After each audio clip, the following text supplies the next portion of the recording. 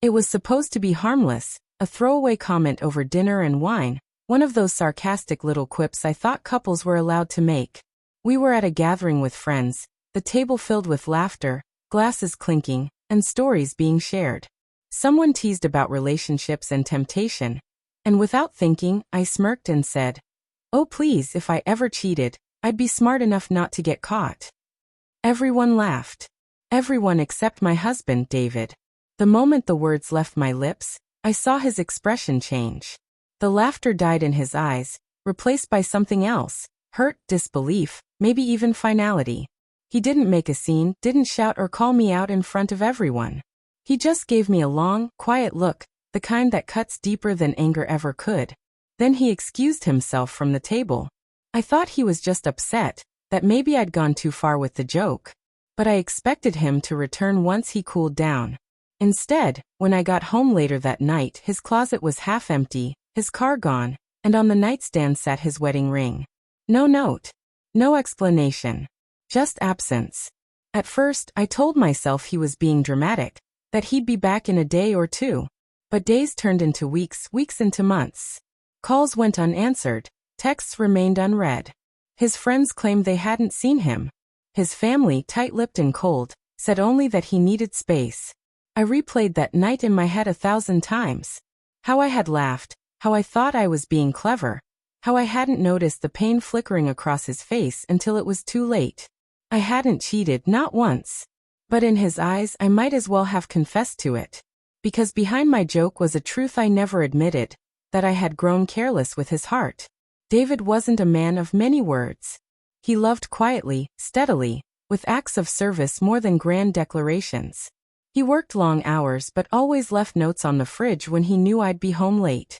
He remembered the little things, my favorite coffee order, the way I hated the sound of ticking clocks, the way my hands got cold even in the summer. And I, foolishly, had mistaken his constancy for weakness, for something that could be taken for granted. That night, my so-called joke told him everything. That I didn't respect the weight of the vows we made, that I thought betrayal was a punchline, not a knife. As the weeks stretched on, silence filled the spaces where his presence used to be. The apartment felt colder, the bed emptier. I tried to distract myself, to bury the guilt under work and outings with friends, but it followed me everywhere. Every time I looked at the empty seat across the table, I heard the echo of my laughter and saw his face, broken yet silent. One day, I drove to his parents' house. His mother answered the door, her eyes tired and disappointed. "He doesn't want to see you," she said flatly. "Please," I begged. "I need to explain. I didn't mean it. It was a joke, just a stupid joke." Her lips tightened. "To you maybe. But to him it wasn't. You took something sacred and made it cheap. Do you know how long it takes to rebuild trust once it's broken? Sometimes it never comes back." The door closed softly, and I stood there, trembling, realizing that no explanation could undo the damage.